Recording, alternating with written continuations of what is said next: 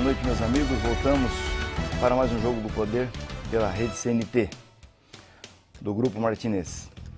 E eu tenho a imensa satisfação de receber hoje no Jogo do Poder aquele que certamente é um dos maiores pesquisadores em atividade no Brasil hoje, um cientista que tem produzido trabalhos importantíssimos na área da compreensão da identidade brasileira, do que somos nós, de onde viemos.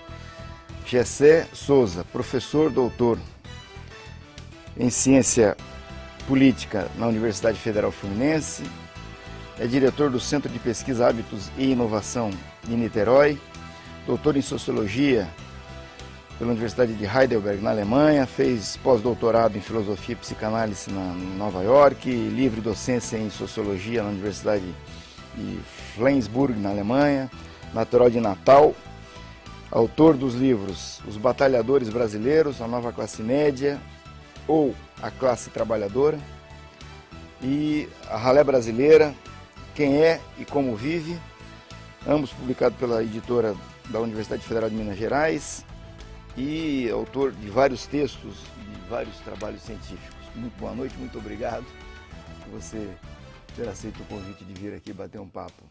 Boa noite, Rocha. É um prazer.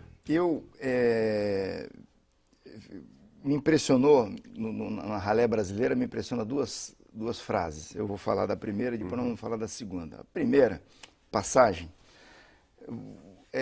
que me parece uma coisa um pouco central no eixo da tua pesquisa, do teu trabalho, que você diz o seguinte, mais ou menos o seguinte: o Brasil, entre 1930 e 1980, teve um crescimento absurdo. Foi um dos países no mundo que mais cresceu.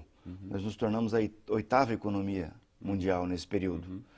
E, ao mesmo tempo, produzimos uma das maiores massas de excluídos da face da Terra. Né? E aí você sustenta que, portanto, o problema do Brasil não é a corrupção.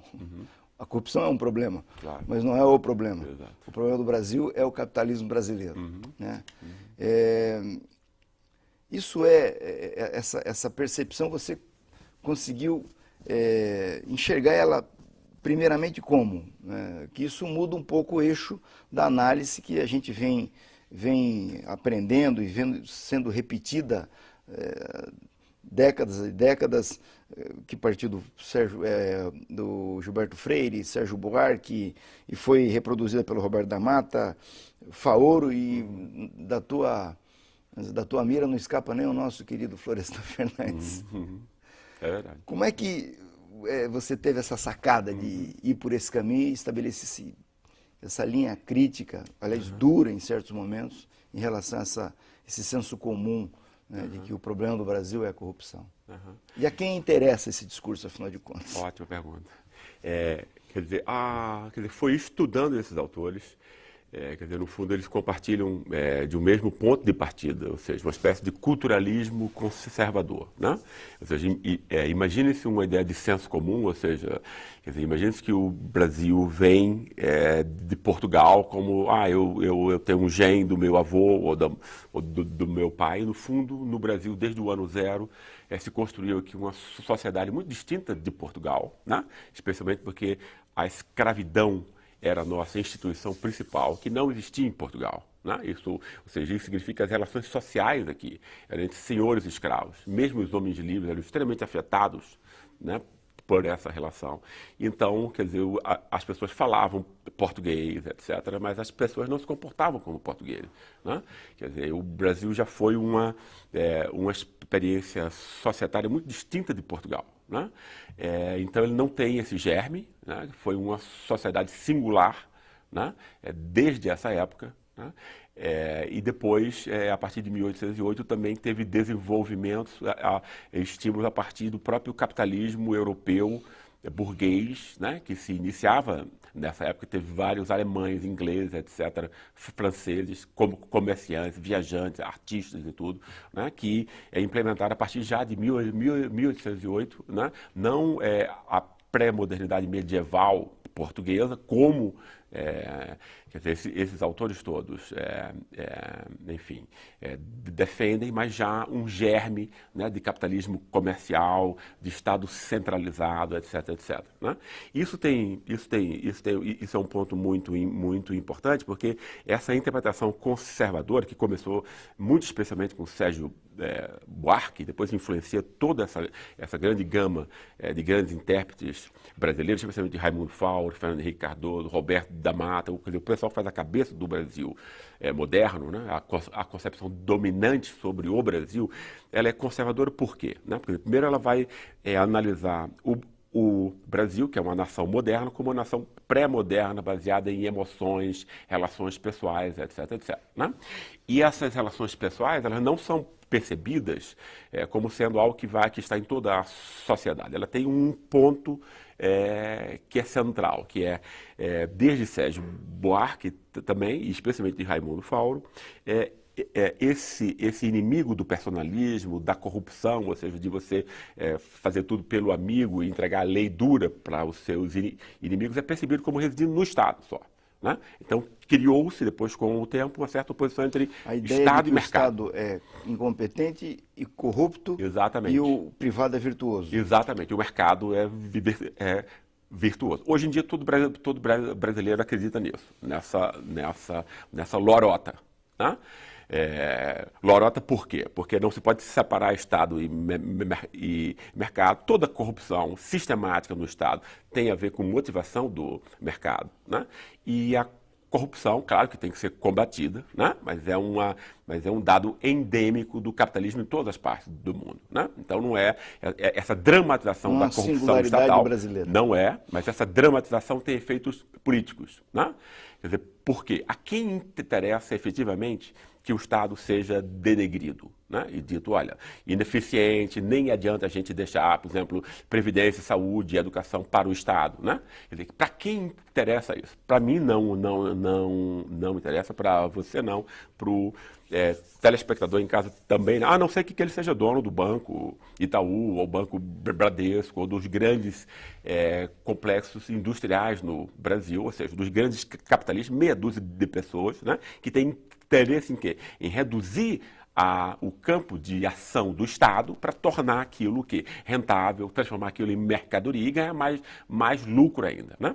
Porque a grande novidade nos últimos 150 anos de história social no mundo todo é que o Estado, né, regula minimamente alguma ação do Estado, alguma ação do mercado. Né? Ou seja, quer dizer, quando as social-democracias europeias dizem, olha, a aposentadoria das pessoas e a saúde e a educação para o maior número não pode depender do fato de você, da sorte ou do azar, de você nascer numa família rica. Né? Esse é essa talvez seja a grande conquista social dos últimos 200 anos. Né? E isso quem garante é o Estado. Né? Ou seja, então a educação não pode ser só para filho de rico. Né? Como é no Brasil, como é nos Estados Unidos. Né? Você só vai para uma boa universidade se o seu pai for rico. Né? Quer dizer, nessas democracias europeias você pode fazer do jardim de infância até o seu doutorado numa escola pública, paga pelo Estado. Ou seja, a sociedade, né, se incumbe de necessidades fundamentais, não só para o indivíduo, mas para a sociedade como um todo. Né? Você garante isso. Quando você diz que só o mercado é virtuoso e tudo que o Estado faz está marcado pela ineficiência, o que você está querendo dizer? Então, esse campo pode ser mercantilizado, né? E transformado em apropriação privada para poucos. Eu vou ter que chamar um intervalo e voltamos em seguida a partir desse ponto. Vamos a um breve intervalo e voltamos em seguida com Gessé Souza, hoje no Jogo do Poder. Voltamos aos estudos da Rede CNT para a sequência do Jogo do Poder de hoje com o professor Gessé Souza. Bom, então essa estrutura descritiva que se monta do Brasil, de que o Estado brasileiro é corrupto e o privado é virtuoso, ela serve, pelo que eu pude entender, para encobrir ou para lançar uma cortina de fumaça sobre o real problema do Brasil, que é um capitalismo discriminatório, preconceituoso, produtor de desigualdade, de miséria, e etc, etc, etc. Quais são os caminhos que a sociedade brasileira tem que trilhar para superar essa fase do capitalismo, desse capitalismo? Eu fico aqui com a sensação de que quando terminou a guerra na Europa, eles inventaram o estado do bem-estar social, já tinham feito a reforma agrária antes, né? Para transformar a sociedade europeia numa sociedade mais igual. Exato. No Brasil, nós não fizemos a reforma agrária, inventamos um golpe de Estado.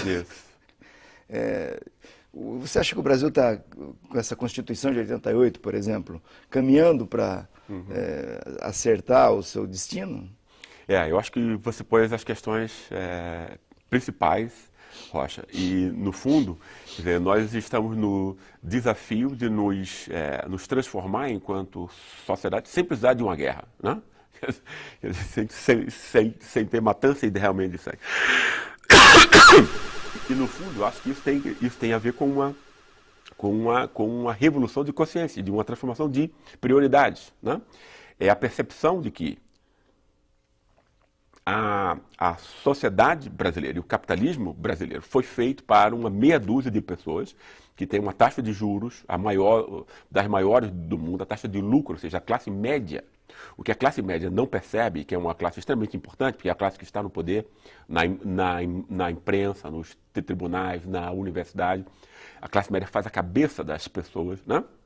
Ocupa lugares e cargos chaves, né? É que a classe média é uma espécie de tropa de choque, sem saber dessa meia dúzia de endinheirados que concentram a parte do leão e que detém o poder do PIB, né? Quer dizer, esse pessoal tem toda a nossa riqueza nas mãos, a quantidade de salário é mínima, ao contrário das democracias europeias, né? Então o Brasil tem um capitalismo extremamente concentrado, né? E sem ter consciência disso. Ou seja, põe a culpa numa outra coisa, num espantalho, que é essa elite incrustada no Estado. No fundo, essa elite está incrustada no mercado, né? E aí a classe média vai às ruas, né? Quer dizer, contra Renan e tal, contra espantalhos, né? E esquece, né, que ela própria é explorada por todo tipo de bens e serviços encarecidos que ela paga a essa pequena elite, né? E que não percebe toda a situação de desigualdade também, né? Porque não é só a classe média, quer dizer, a classe média é 20%, os endinheirados são alguns milhares, né? E você tem a parte do leão do povo brasileiro excluída desse processo, né? Tem uma mudança importante agora que é a subida dessa classe C, né? Ou seja, antes era um capitalismo para 20% consumirem, ou seja, a classe média. Hoje em dia tem uma mudança, essa classe C está entrando nesse jogo, né? E talvez seja a grande novidade política do Brasil nos últimos 50 anos, né? Quer dizer, é a oportunidade da rearrumação desse jogo, né? Agora, é uma rearrumação complexa e difícil, né? Porque, por exemplo, se essa classe C começou as manifestações em junho, né? Quer dizer, e aí a grande imprensa, quando ela chama a classe média, a classe média vem e abafa as bandeiras populares, por exemplo, por melhor mobilidade de transporte, ensino, saúde, etc. De novo, o tema da corrupção, né? Por que a classe média faz isso, né? Porque ela se percebe como campeã da moralidade. No fundo, ela é mero tropa de choque, né? E explora. E é explorada, ela é feita de tola. A classe média brasileira é feita de tola, né? Por essa pequena camada de endinheirados que a explora e ela não percebe e vê como sendo mal no Estado, etc. Né?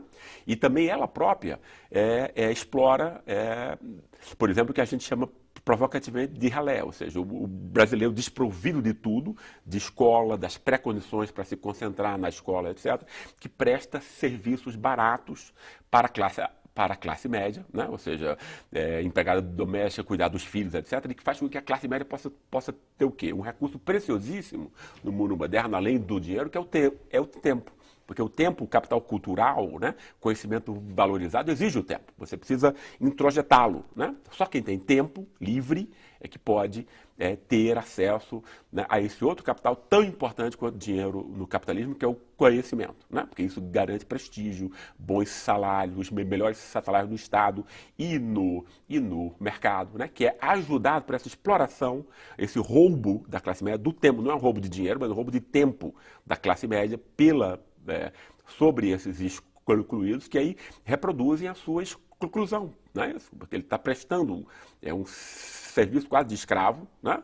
Quer dizer, a essa classe média. Ou seja, então todos os conflitos de classe no Brasil são obscurecidos, não são tocados, né, por conta desse espantalho que se cria, né, da corrupção no Estado. E claro que existe, como em qualquer Estado, e que tem que ser combatida. Né, mas a dramatização disso, só se fala nisso, né, e esse só falar-se nisso é como se não houvesse outras questões muito mais importantes do que isso até entre nós. Né. Isso empobrece o nosso debate público, né? Isso empobrece enormemente o nosso debate político, ou seja, não se toca nessas questões nas eleições. Agora, você fala da classe média, e a classe média, historicamente, sempre teve um papel fundamental nos processos eleitorais brasileiros. Né? Ela é a formadora de opinião. Né? A gente escuta isso, se repete, a classe média é a formadora de opinião. Esse processo todo de ascensão dessa nova classe C está fazendo com que a classe média perca esse protagonismo, né, que ela sempre teve na sociedade brasileira. Isso é correto imaginar isso, certo? E é correto também meio que intuir que é daí que vem esse ódio todo de certos setores da classe média contra a Bolsa Família, contra processo de cota nas universidades, todos esses programas do governo que estão dando possibilidade dessa ascensão. Eu acho que quer dizer, a classe média não perde o seu protagonismo, porque ela continua mandando, né, na opinião pública, ela forma a opinião pública, que vai ser inclusive seguida por várias das outras classes, mas ela perdeu algo extremamente importante nos últimos anos, que ela não decide mais eleições no Brasil. Né? Quer dizer, pela primeira vez, os muito pobres, os excluídos, né, não estão ao lado dos partidos conservadores, como antigamente. Né? Quer dizer, hoje em dia, quer dizer, por conta dessa pequena ajuda que o governo vem dando nos últimos 10 a 12 anos, que criou-se uma relação de fidelidade, né, quer dizer, da massa esquecida entre nós, que ninguém nunca tinha cuidado dela. Né? Então, um pouquinho que foi dado, Bolsa Família, o crédito, o reajuste real do salário mínimo, etc., que são coisas extremamente importantes para a própria dinamização do mercado interno brasileiro. Né? Quer dizer, seria inteligente até, né? Exceto, quer dizer, a questão moral de você ser responsável pela vida das pessoas mais frágeis socialmente no seu país, mas por uma mera questão de inteligência, porque isso dinamiza o mercado e é bom para todos. Né? Por exemplo, quem decide eleições no Brasil, quem tem decidido as últimas eleições no Brasil são os mais pobres. Né? Quer dizer, então ela perdeu a capacidade de decidir eleições, né? Quer dizer, a classe média. Isso. Perfeitamente. Vamos a mais um brevíssimo intervalo e voltamos em seguida hoje com o professor Gessé Souza.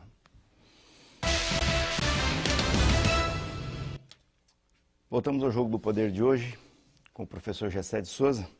Uma segunda passagem do livro que me impactou bastante também é uma narrativa em que se diz que a criança da ralé, a ralé não é um termo pejorativo, vamos deixar claro isso, que vai à escola, ela, no mais das vezes, vai sem ter as condições mínimas de se apropriar do conhecimento que vai estar à disposição dela lá, porque ela não se alimentou o suficiente para adquirir a capacidade neurológica mínima para aprender. Né? A correção desse processo, né, que é espraiado, sobretudo nas regiões mais atrasadas do Brasil, exige não só pelo Estado, mas que a sociedade compreenda a importância de não ter esse tipo de processo, né? Que é isso que nos torna a carga mais pesada e arrasta mais vagarosamente o desenvolvimento do Brasil. Que esperança nós podemos ter? Isso sem falar que eu estava reclamando aqui, que não se fala de cultura, né? Você vê essas escolas, esses CMEs, esse processo todo, vai a educação, vai a merenda escolar, vai tudo, mas você não vê aí um programa consistente, organizado, racional, de levar a cultura para essas faixas da população. Que tipo de esperança nós podemos ter aí? Você que está olhando isso com lupa. Essa questão é muito importante, Rocha, e eu acho que ela nos leva, talvez, à questão central desse debate, que é a questão das classes sociais entre nós. A classe, ela não pode ser compreendida a partir de noções apenas econômicas, como a renda, como, por exemplo, a perspectiva liberal dominante, né? Quer dizer, como se fosse um nível de renda que explicasse como é que as pessoas se comportam. Isso não é verdade. E também a perspectiva marxista, que enfatiza a ocupação, ou seja, nos meios de produção, etc. No fundo, a classe ela é montada muito mais, o que explica, claro, que a renda vai ser importante aí também, né? Por exemplo, a classe média compra o tempo livre dos filhos, para que os filhos possam estudar. Né? Mas aí não é só uma relação de dinheiro, é uma relação sociocultural, ou seja, é uma relação, que tem a ver com o estímulos psíquicos, psicológicos, emotivos, né? Afetivos, etc. Por exemplo, a quantidade de disciplina e de autocontrole que é pressuposta na atividade escolar, você fica lá 4, 5 horas sentado numa cadeira, para uma criança de 5 ou 6 anos, é um extraordinário desempenho. Né? Isso algumas classes conseguem, quer dizer, existem classes que estimulam a leitura, o pensamento abstrato, a concentração, o autocontrole, a disciplina. Né? Todas essas pré-condições para o processo de aprendizado, né? Algumas classes fazem isso por estímulos afetivos, porque sabe como funciona, porque o pai já teve uma trajetória de sucesso aí, etc. Né? Já as classes excluídas não têm essa trajetória. Né? Nem o pai nem a mãe sabem como fazer isso. No fundo, essas classes e essa família ela é abandonada pela sociedade como um todo. Né? Não é só o Estado sozinho não consegue fazer muito pouca coisa, especialmente no meio, sob a pressão de uma sociedade tão conservadora como a nossa, que sequer percebe essas relações de exploração e de abandono, né? E não assume a responsabilidade social a respeito disso. Né? E essa é a nossa doença, essa é a nossa chaga. Né? Então essas crianças das classes excluídas chegam à escola, que muita gente pensa que é o início da competição social, e não é, ela começa desde o berço. Ela chega perdendo. Isso, ela é não só mal alimentada, e nem essa é a questão principal. Ela chega sem estímulos psíquicos que são necessários para que você possa ter um desempenho razoável na escola e depois no mercado de trabalho. O que você está querendo dizer é o seguinte, é que para a classe média, a educação é um valor. E para essas classes excluídas, não tem esse mesmo peso, do ponto de vista cultural. Pode até ter. Né? Quer dizer, a mãe das classes pobres sabe que o filho tem que ir à escola, por alguma razão, não é por experiência própria. Né? Agora, o estímulo que é dado ao filho, né? Quer dizer, por exemplo, em várias entrevistas, quer dizer, os filhos de um pedreiro não vão brincar com histórias fantasiosas, de filmes, etc., que são de estímulos adequados ao estudo, né? Como na classe média. Ele vai brincar com o carrinho de mão do pai. Né? Entende? Eles vão para, quer dizer, o estímulo que ele tem é para atividades manuais, etc. Né? Entende? Quer dizer, então essa criança vai chegar na escola como perdedora, porque ela não vai ter as pré-condições, né? Afetivas, emocionais, de estímulo. Nós somos formados enquanto seres humanos por estímulos, né? Estímulos afetivos, emocionais, que a gente imita das pessoas que a gente ama. Se a gente não tem esse estímulo, a gente não vai fazer os desempenhos que são exigidos da gente, seja na escola, seja no mercado de trabalho. Né? Então, a classe social é uma construção sociocultural, afetiva, emocional. Né? E como essas classes foram abandonadas pela classe média, pelas classes dirigentes, não é só o Estado. Né? A classe média não liga para isso. Né? Quer dizer, monta todo esse tema do espantalho do Estado corrupto e ineficiente, esquece que a classe média é uma classe que dirige e que é irresponsável. Né? Quer dizer, que abandona, tem ódio dos excluídos, no fundo, e não os ajuda, etc. Né? Não é generosa, né? Entende? É má, né? Entende? E não os socorre. Né? Quer dizer, isso é uma grave questão, né, de falta de responsabilidade social. Né? Não existe solidariedade, né, social entre nós. Esse é o nosso a nossa grande doença. Né? Não a corrupção no Estado, que tem que ser combatida, obviamente, mas que existe em todo lugar. Né? Gessé, foi um prazer imenso recebê-lo aqui. Prazer é Foi meu. tão rápido, a gente tinha que ficar pelo menos umas 3 horas Sem aqui. dúvida. Esqueci de dizer que você é também bacharel Isso, em Direito pela verdade. Universidade Federal de Brasília, né? Isso, UNB. exatamente. E ainda bem que não se tornou advogado. É. Se tornou um grande pesquisador que você é. Muito obrigado. Obrigado. E vocês estiveram conosco até agora, muito obrigado. Vamos falando durante a semana pelo www.jogodopoderparaná.com.br e no próximo domingo eu estou de volta aqui para mais um Jogo do Poder. Uma grande semana a todos.